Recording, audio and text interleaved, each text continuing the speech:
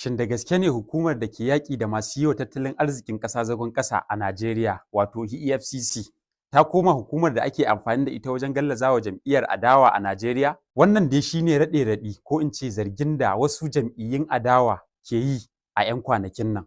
A makon da ya gabata ne, gwamnan jihar Bauchi, Sanata Bala Muhammad, ya yi zargin yadda ake masa barazana da hukumar kamar yadda jaridar Daily Trust ta wallafa a shafinta na Facebook. Gwamnan ya ce wasu masu ruwa da tsaki na amfani da hukumar wajen gallaza masa shi da mukarrabansa ta fuskan siyasa, musamman ministan babban birnin tarayya Nyesom Wike.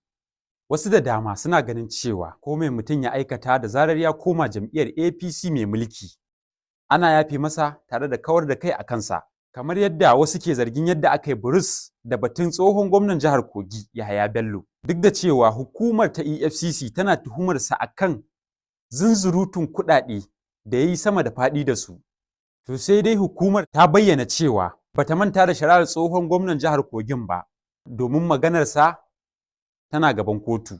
Bugu da ƙari, hukumar ta EFCC ta mai da martani a shafinta na X a game da kalaman gwamnan jihar Bauchin.